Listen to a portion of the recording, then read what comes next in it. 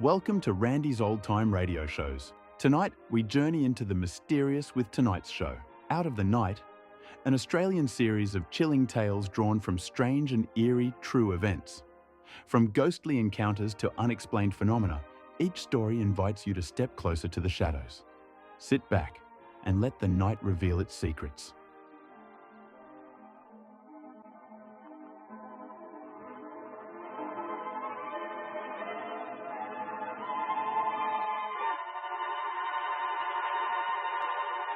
Out of the night! Out of the night comes the whispering voice of the night wind to tell another story of man's battle with fate. A true story tonight of a ghastly crime and its amazing sequel. Unbelievable, but true. It's my fault leaving them there. If ever I lay hands on him,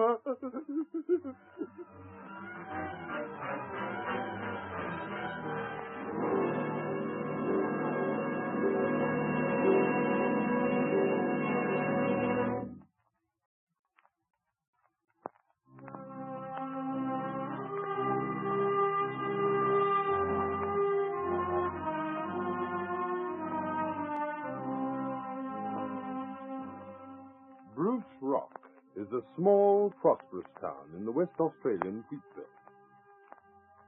There in 1930 lived Mr. and Mrs. Jack Smith, a young couple with a year-old baby. They ran a small farm with one hired hand, a big, rather silent fellow in his early 20s, named Bill Halbert. Halbert was a stranger to the district and didn't get around much. People used to wonder a lot about him, and whenever Jack Smith went to town, friends used to ask questions about his employees. He was down at the local pub one day, having come into town to pick up the mail, when he ran into one of his friends. Well, what's it to be? Oh, I'll have a pot, thanks. Righto. Charlie. 2 pots, Flora. How's that young hand of yours getting on, Jack? Albert, or whatever his name is. Oh, All right. Still as good a worker as when he started with you? oh, well, yeah, I suppose he is. Funny thing is, he's getting a bit hard to handle. You can't say 2 words to him, but what he does is block. I thought you said he was a quiet sort of bloke. Oh, well, so he was at first, but just lately he's been getting a bit too big for his boots. He gives the liquor a bit of a lash on the quiet now and then, you know. Next day you've got to humour him like a kid or he flies into the most fearful rages. Yeah. How's the wife like that? Well, she's been getting the breeze up a bit lately. Can't say I blame her. I get a bit nervous myself sometimes. He's such a hulking big bloke. I wouldn't be in the race if he took a crack at me. Ruth, that's no good. Why don't you get rid of him? Oh, it's not as bad as all that. He calms down pretty quick, and then he's as right as a bank. Besides, with labour scarce like it is and the harvest coming on, this is no time to be sacking anyone. Well, I wouldn't have a bloke like that hanging around my place for 5 minutes.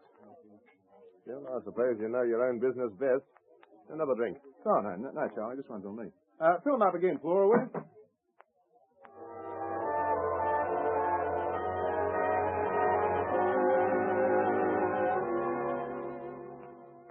But when Jack Smith paid his next visit to town a fortnight or so later, it seems that things had gone from bad to worse. Well, Jack Smith! Why, mate, you're looking pleased with yourself. Yeah, I done it. I took your advice. You done what? Sacked Bill Halbert. Oh, been playing up again, eh? Yeah, we had a row this morning and he called me for everything. Took a swing at me, too. But I got out of the way, all right. So I gave him his notice. How'd he take it? Not so good. Flew off into the worst rage I've ever seen. Fair dinkum, Charlie. He was like a maniac for a while. Did he go for you? Well, no, not exactly.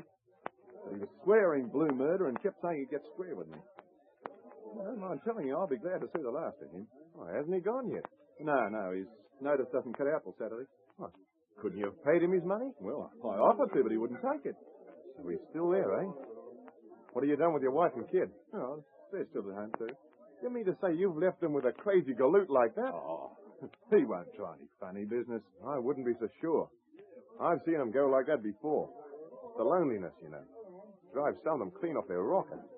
And then just about anything's likely to happen. Well, maybe I was silly to leave him, but I never thought of anything like that. I say, Charlie, do you think you could spare an hour or so and drive out with me and just make sure everything's okay? Too right I can. Come on, let's go.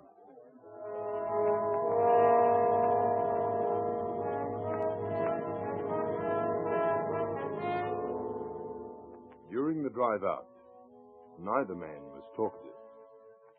And as they approached Smith's farm, each seemed to be filled with a sense of grim foreboding. They reached the homestead at last.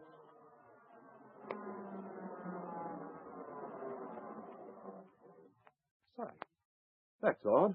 What is? Why, the wife always comes out on the veranda when she hears the car coming. Never misses. There's something wrong, Charlie. I can feel it. Oh, I'm almost scared to go inside. Now, you stick around here. I'll go in and take a look around. Well, would you mind, Charlie? Of course not. Won't be long.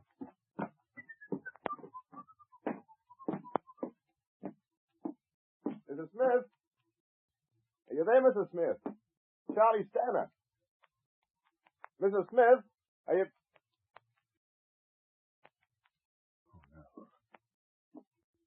Oh, no. Charlie! Hey! What is it, Charlie? What's the matter? Listen, I don't think you'd better go inside, Jack. What's happening? It's something terrible. I can see by the look in your face. You've got to tell me. I must know. Is it the wife? Yeah. Not dead? Yeah. How? How? Answer me. She was murdered. With an axe, I think. The kid! What about the kid? Where is she? The kid, too. Oh. Listen, take it easy, Jack. Take it easy, will you, mate? It was Albert. I should have known. It's my fault leaving him there. If ever I lay my hands on him, Wait a minute. There's nothing you can do to Bill Halbert. You mean He's inside, too. dead? Yeah. Strung himself up from the rafter. Jack. Hey, Jack, where you going? Inside! I gotta go inside! Don't be a fool, will you? Let go of me! Listen, you're not going in there, I tell you. You're coming straight back to town with me. Now, be quiet. We got to report to the police. It's the best way, Jack. It's not very pretty in there. The sight of it'd stick in your mind for a long time, mate. Yeah. I suppose you're right. Oh, come on. All right. Let's get started.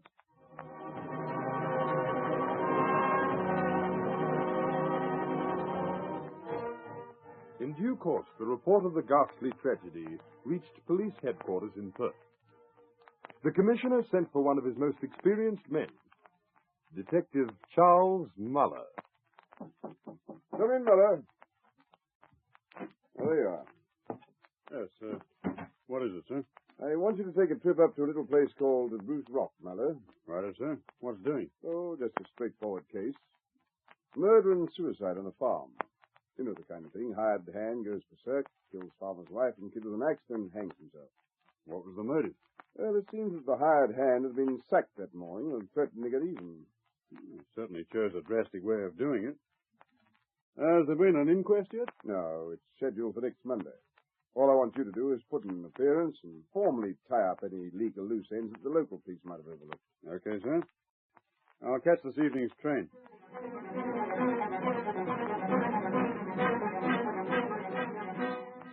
But the tragedy hadn't yet run its full course. When Detective Muller reached Bruce Rock, it was to learn that Halbert had had his full measure of revenge. Just a couple of hours ago it happened, sir. Nasty kind of thing altogether.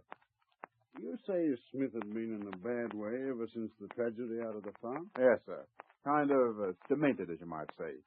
Couldn't sleep at night or settle down to work. Had to get neighbors in to do the harvesting for him. Used to break down every now and then and cry for hours. Mm-hmm. Acute melancholia, huh? Well, you see, sir, he kind of blamed himself for the whole business. Reckoned if he hadn't been silly enough to leave his wife and kids alone with Halbert, it would never have happened. Poor devil. I can imagine how he must have felt. As a matter of fact, that's the one thing that puzzles me, too. What is, sir? Why he left them alone with Halbert. Anyhow, then let's talk about that now. Tell me what happened today. Well, sir, Smith had been moping around the town all morning. He came to the station about lunchtime, looking pretty miserable. Hello, Jack. How are things? Oh, not so good. What's doing? Any news? Our detective's on his way up here from Perth. A bloke named Muller. Pretty good man, they say. What's he coming for? Oh, he's just to fix up about the inquest. Why can't they let everything be? It's over and done with now, isn't it? Why do they have to drag it all up again? Well, it's the law, Jack. There's always got to be an inquest. That means I'll have to give evidence, I suppose. Of course. Answer more questions. Go through the whole business again. It's not fair. I shouldn't have to do it. Haven't I had to endure enough as it is? Now, Jack, there's no need to upset yourself. Questions. I can't stand any more of it, I tell you. It's driving me mad. Well, we're only doing our duty. Duty? Well, I won't, you hear? I won't see this fellow. He can talk till he's back in the face. I won't ask for a single thing. Well, there's no need to be like that. We all know how you feel, and we're sorry for you. I won't stand any more of it, I tell you. I won't stand it. You can go to the devil, the whole lot of you. What's the crazy devil up to? Where in the blazes is he going? He's driving. He'll hit something. Hey, Smithy! Come back, you fool! Come back! No!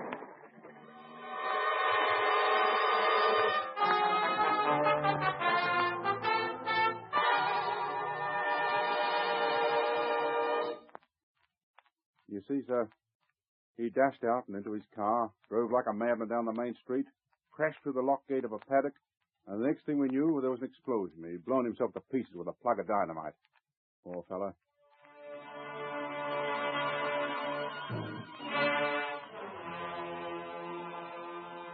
The whole case might have ended then and there, and certainly would have, had it not been for Detective Muller. A fortnight later, he was back in Perth, reporting to his chief. Well, you certainly took a long time to round off a clear-cut case, Muller. No, it's not quite as clear-cut as all that, sir. There are just one or two points I think you should know. Oh, what are they?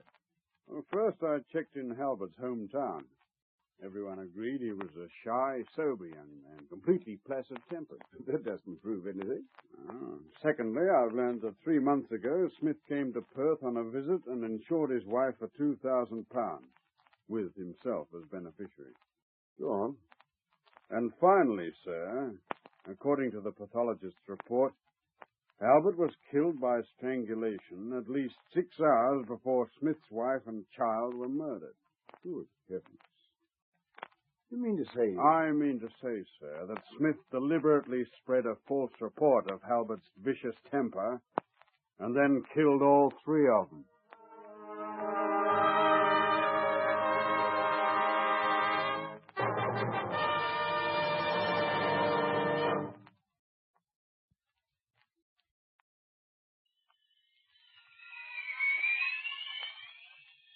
Out of the night comes the whispering voice of the night wind with stories that are Amazing. mysterious, thrilling, Baffling. strange, but true.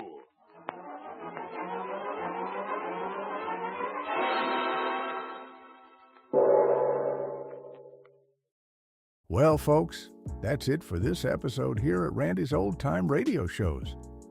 Before we wrap up, it's worth noting that Randy dedicates countless hours to restoring and editing every single show before it's uploaded for your listening pleasure.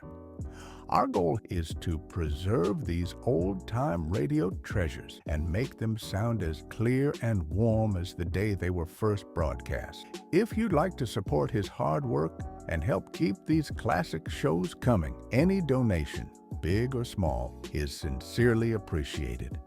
You'll find donation links in the description below. Or if a QR code appears on your screen, simply point your phone's camera at it and follow the prompts.